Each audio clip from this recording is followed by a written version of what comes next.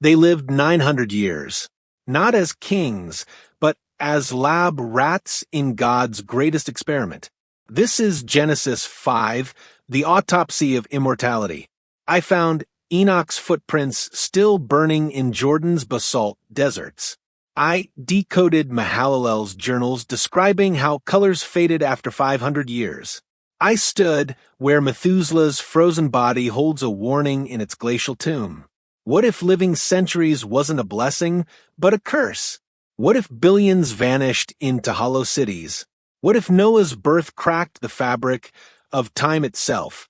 Forget everything you know about begots. This is the truth buried in the Bible's most dangerous numbers. Adam lived 930 years, but for 700 years after Abel's murder, he carved names on a cave wall: Seth, Enoch, Kenan, each name a strike against Cain's cursed legacy. When Adam finally crumbled to dust, Methuselah, his great-great-great-great-grandson, was already 243 years old.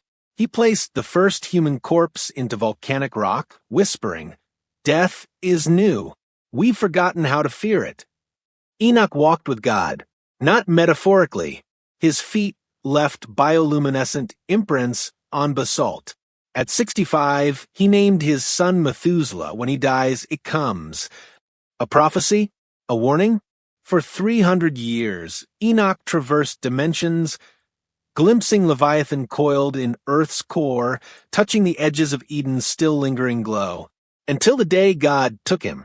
Not death, a quantum unraveling. His last words to Methuselah, they're slowing the clock.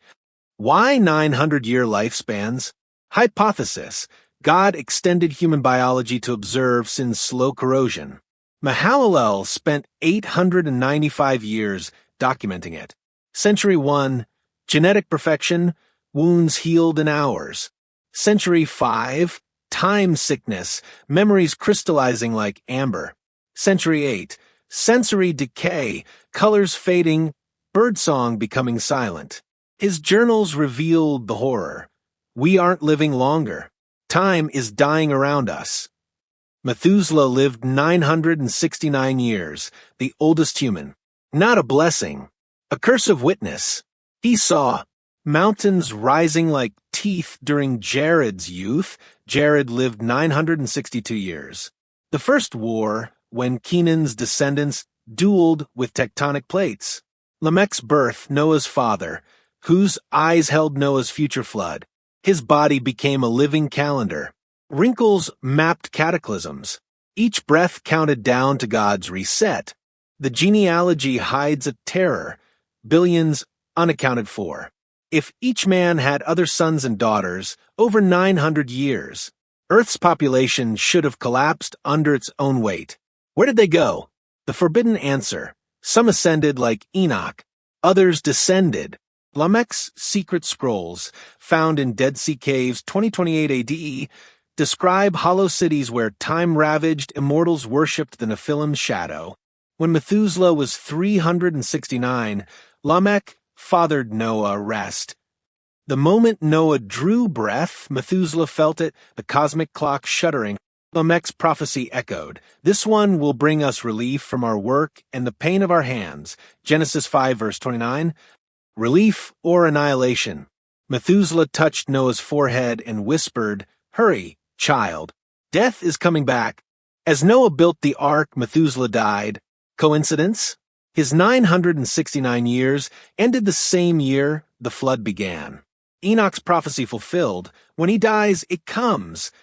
The Long Age era wasn't divine favor. It was stasis. God had pressed pause on entropy to let sin fully manifest. Noah's birth? The restart button. After the flood, lifespans plunged like a stone. Shem lived 600 years. His son? 438 grandson? 239. Time accelerated toward mortality. Enoch walked with God. Methuselah became time's anchor. Noah reset the clock. Genesis 5 isn't a genealogy. It's God's lab report on human decay. And deep in Armenian glaciers, they say Methuselah's frozen body still holds the secret. What happens when death is postponed, But judgment is inevitable. Methuselah's bones are still out there, frozen in a glacier older than Babylon, waiting. His body holds the final lab result.